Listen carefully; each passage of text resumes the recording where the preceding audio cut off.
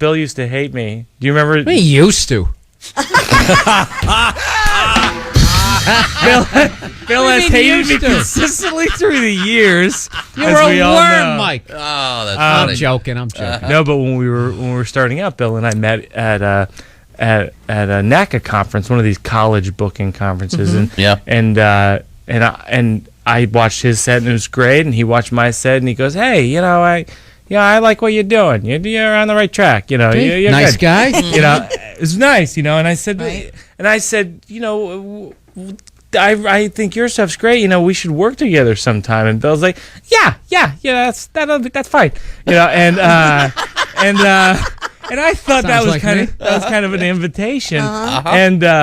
And so This is how you're spinning this? And so this one- is how you're spinning and so, this? And so, are you going to let me tell the story? You should be in Are you going to let me tell the politics. story? You should a be in worm. politics. Is he a worm? He's such a worm. He's such a Are you going to let me tell Continue, the Senator. story? All right. Okay. Continue, Senator. So then what happened? So then I'm doing a show at Caroline's one night in New York City, and they ask me who else they want on the show To open for him. No, hold on.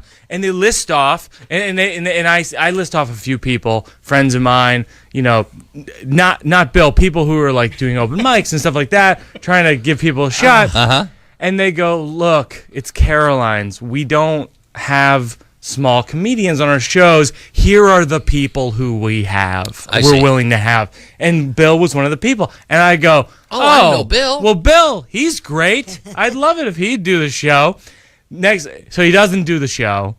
Next thing I know, weeks later, I run into Bill at the Comedy Cellar. And I called him out on his wormy move. And he goes, and he's all cold to me. And I go, "Hey, what's going on?" What? And I go, and he goes,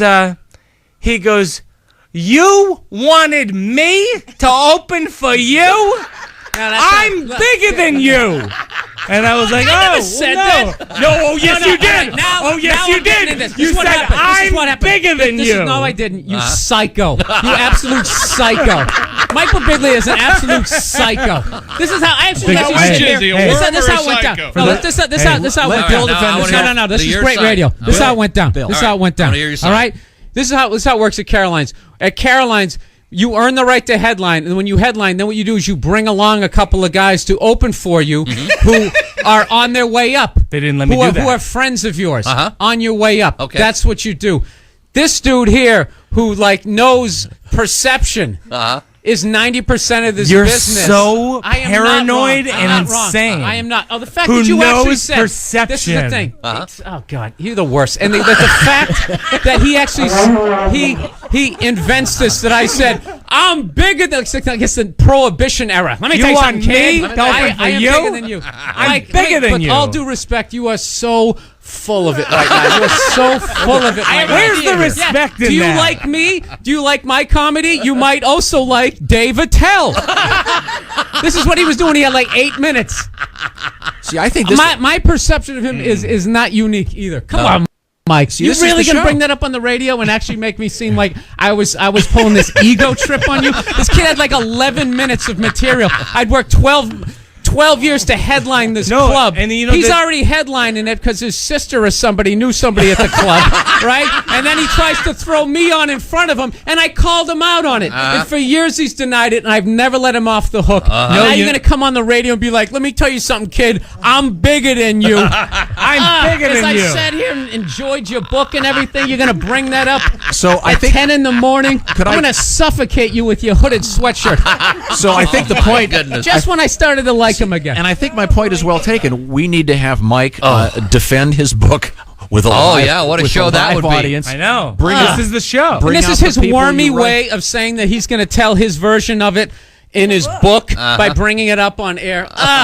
Good Lord. Well, on that note, How have you not ever been eaten by a bird at 5 in the morning is beyond me. okay. Good Lord, Mike. On a that new note- level. On a that new note- level. No, we can't take a commercial break. This is like when your mom and dad are fighting when we have company. You can't take a break because they're really going to fight when we go off the air. Worst. Emo, you got any He's horror not hateable stories about 'cause other he has comedians? no muscle mass. Let him move on. Poor Emo. Poor Emo. Just sitting over there.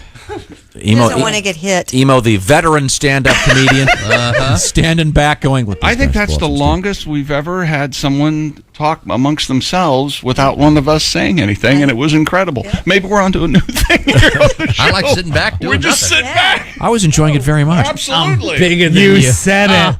You said it. Jeez. Well, Mike. unfortunately, we can't resolve this at this moment. We're going to have to come back and find out more. Fight.